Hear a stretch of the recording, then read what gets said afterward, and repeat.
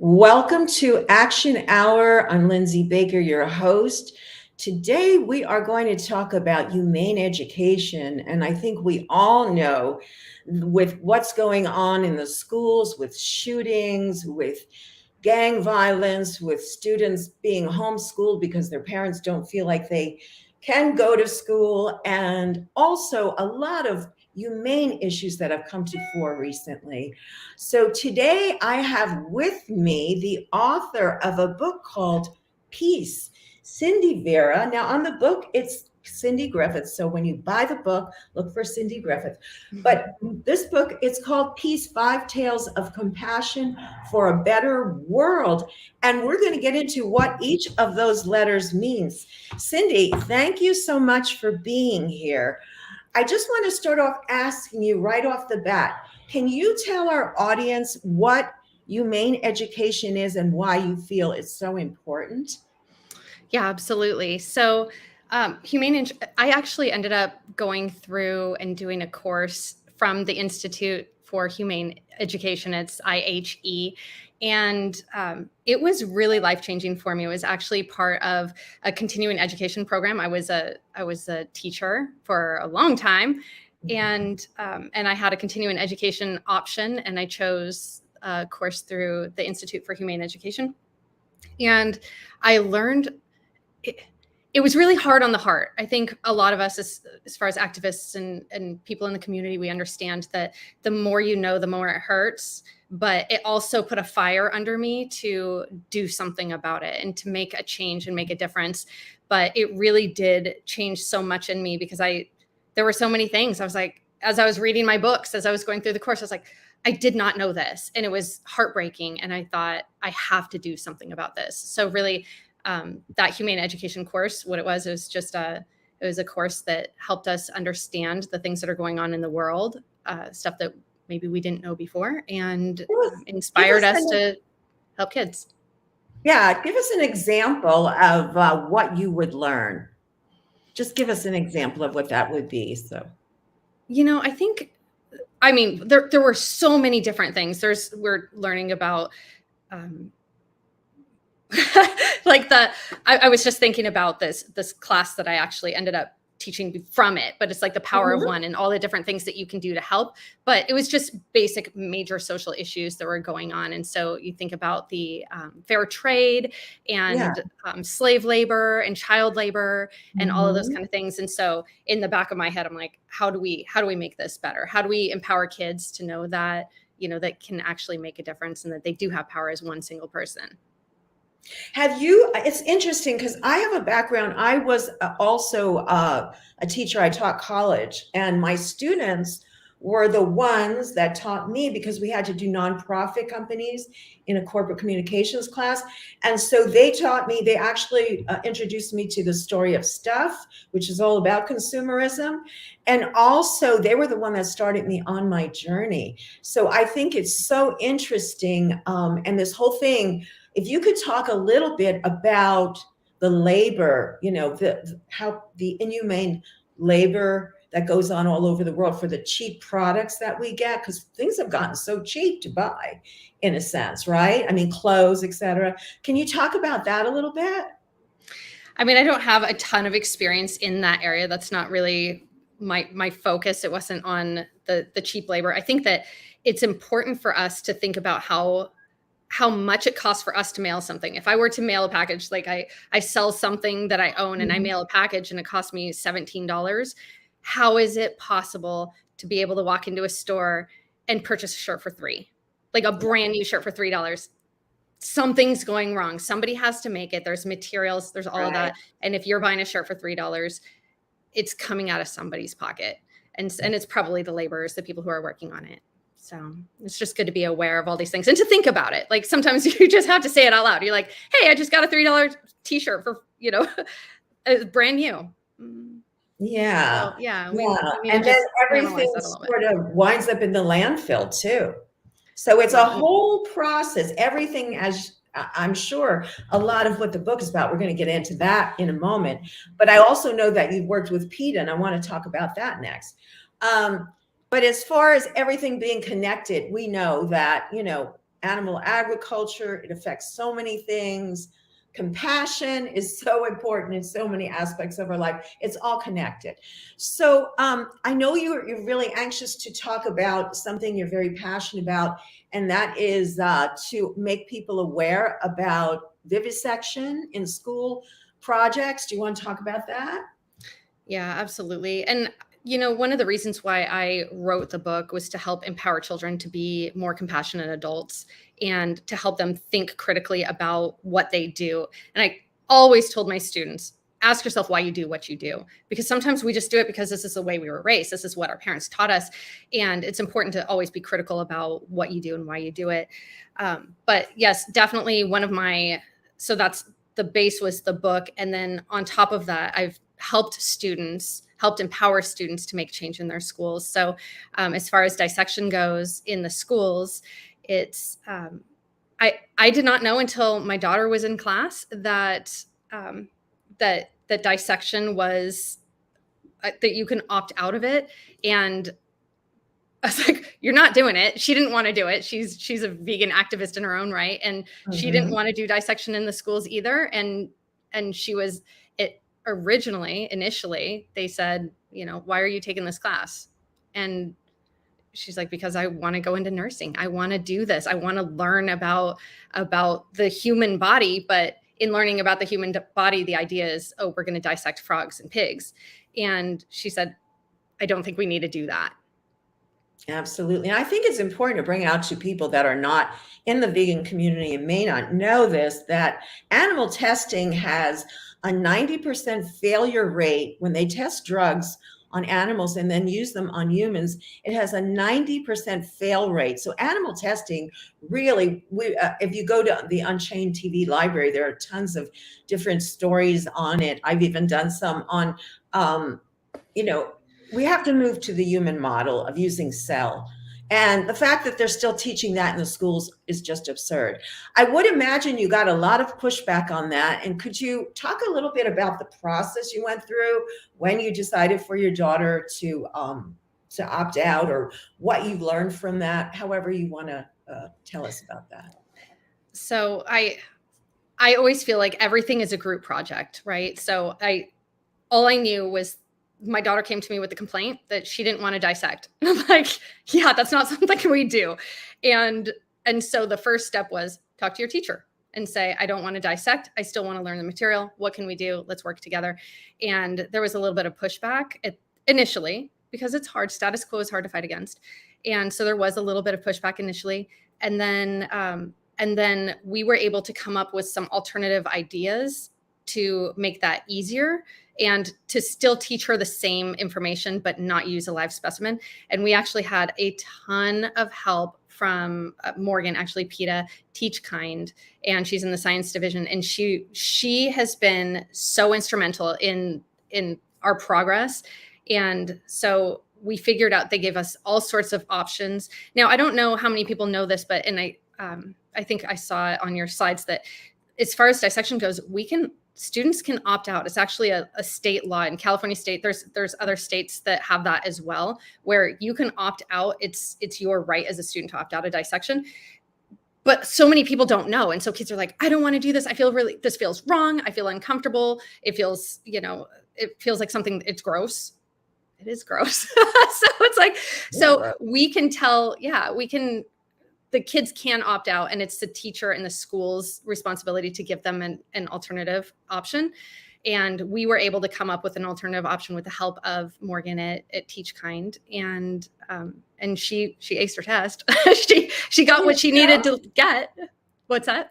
Can you tell us what you did? I mean, briefly, can you describe what she had to do as an alternative so people know? We did a little bit of research into this, but there's a website that actually has 3D models, and they're like paper models. And so it actually, even more so, I think it strengthened her knowledge in this area, because she had to create the model. She had to cut it out. She had to color it. She had to label it, and it had layers as 3D. And so it was just really cool, because she had to create a mouse, and it was still kind of sad to see this little mouse all dissected on paper, but she had to create this mouse and then label it. that's all that the kids needed to do is, Yeah. know this. And And really I'm in familiar. nursing, she wants, what's that? No, I was just going to jump in there and say I'm familiar with those because that paper, it came from, I think, either Japan, where you do the paper folding. So that is a great idea for an alternative. Yeah. And also, I think, what about 3D modeling? Do you think technology in the schools could go that way with the 3D modeling for that? And have you had any experience with that? I do feel, and it feels so good to know this, that I feel like dissection is actually on the out, and that we have so many options. We don't have to do dissection anymore. And really, I mean, I think about my daughter, she wants to go into nursing.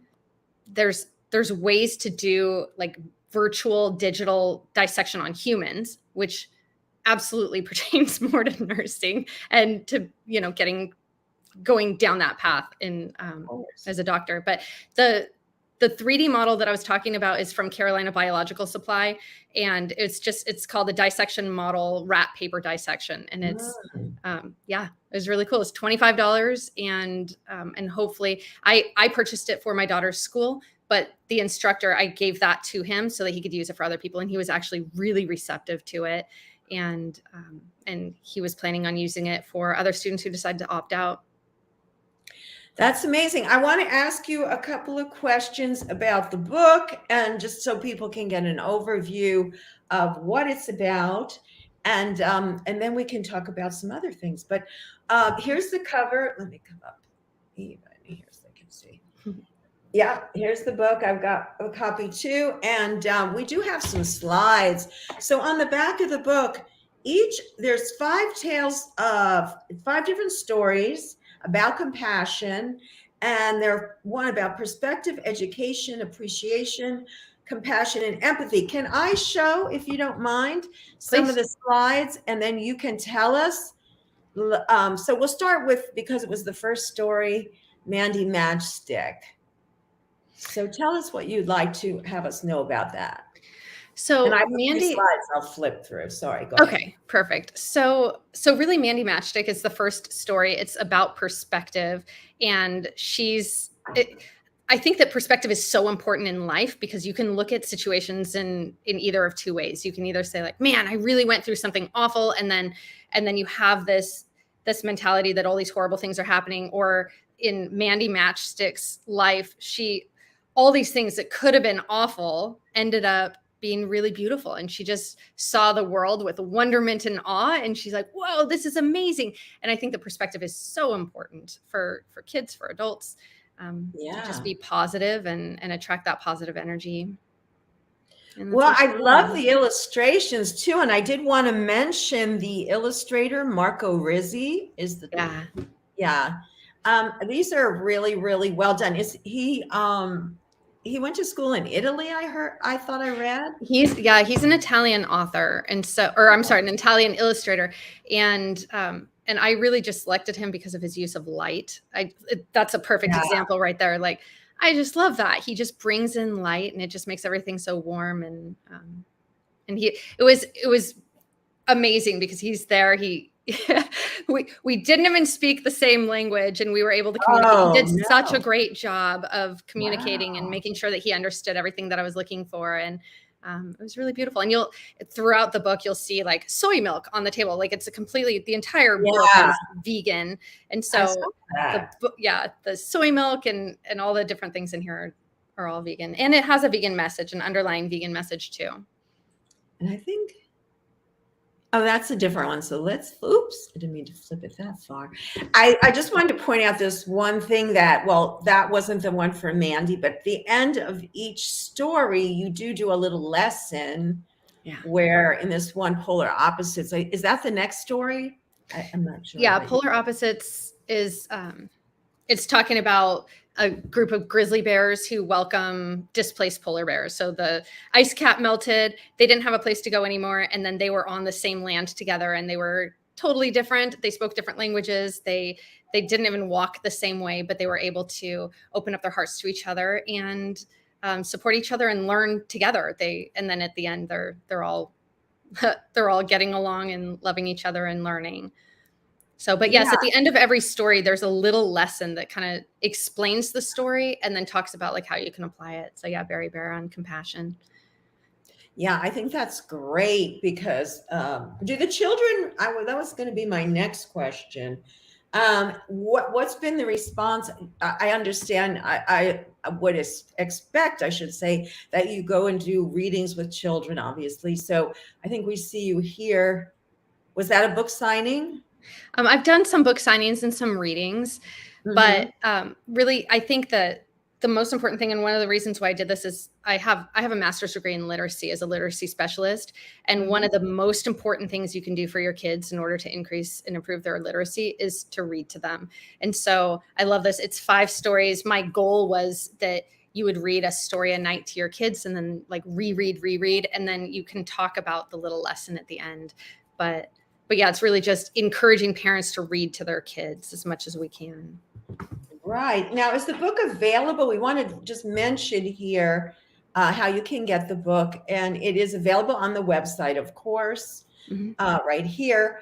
But is it available? It's only available in print right now. It's not like an ebook yet or anything, is it? Right. No, right now it's just available in print. We've been kind of toying with the idea of doing an audible version of it or an audio version of it, or having it be read by other vegan activists. So we're kind of playing with that idea too. Oh, that's But right great. now it's just this book.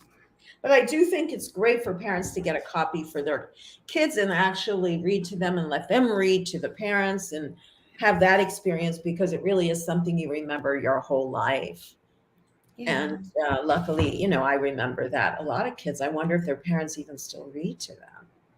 It's kind of, It's so important. It's so important. And the other thing too is that now with the digital age and we're scrolling, we're doing a lot of that. It's so important to learn how to turn a page, and you just can't do that on an iPad.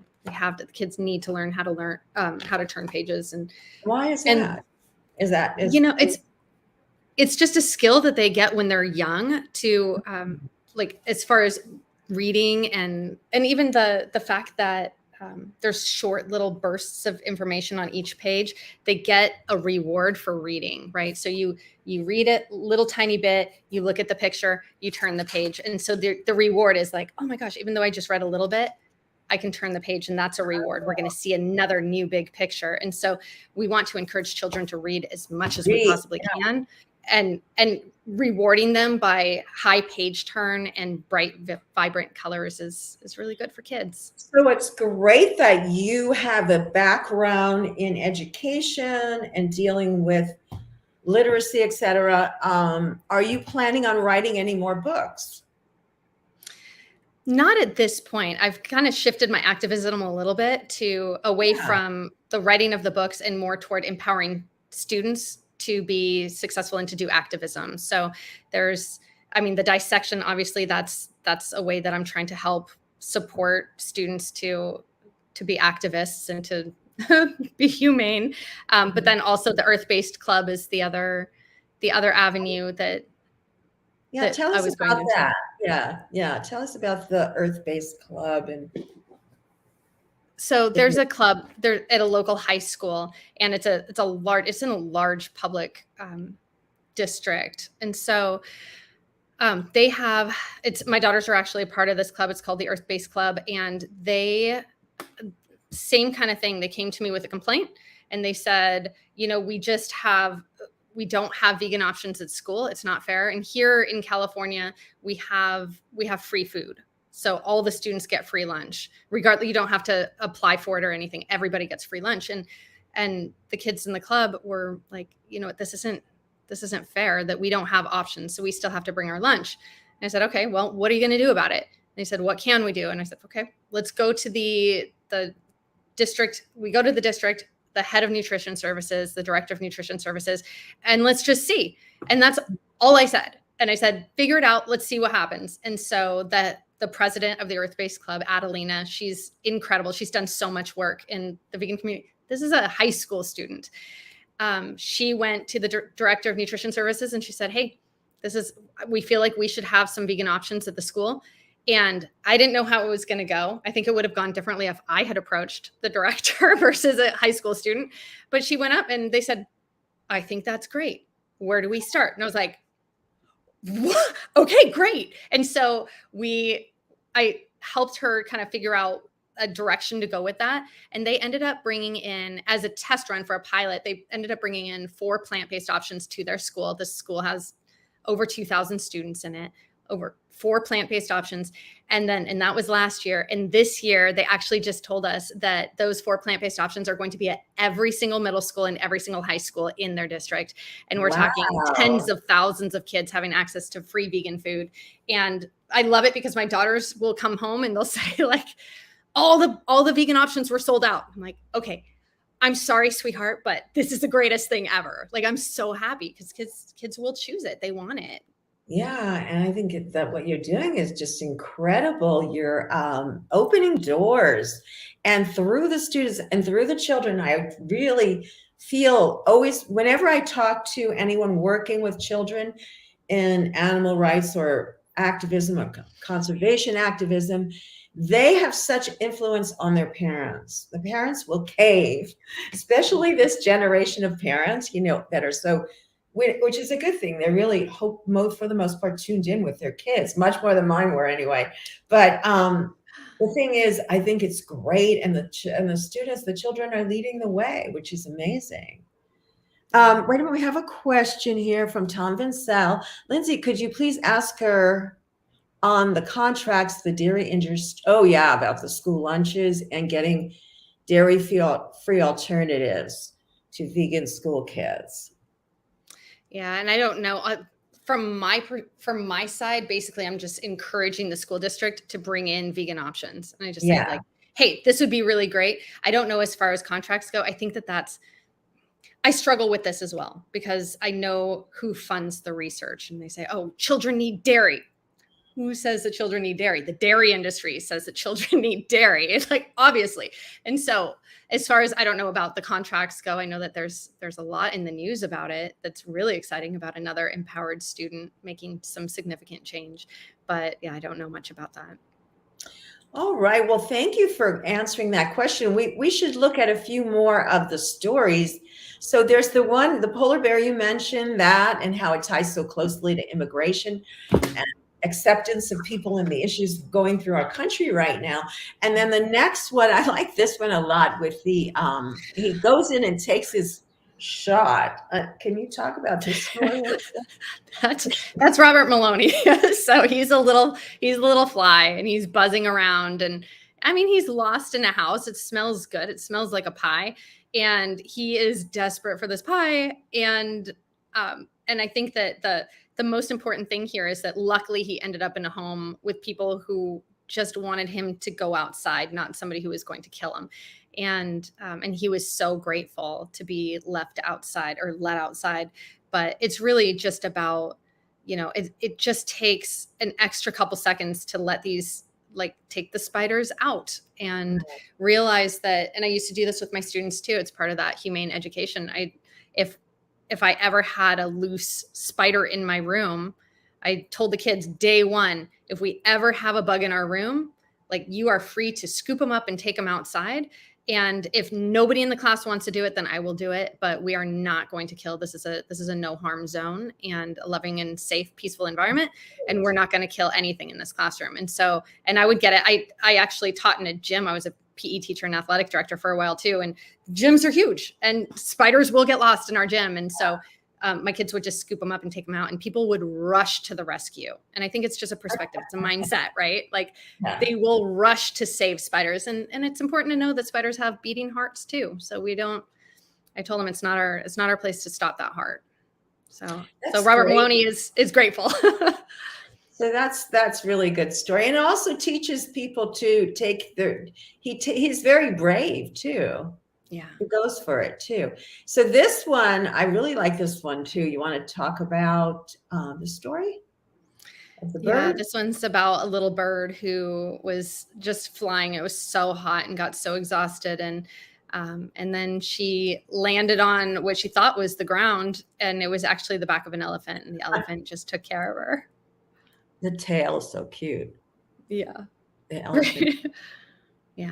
And just saying, hey, you don't have anything to worry about. Like, we're here, we'll take care of you. And she wasn't able to fly, but she was taken care of.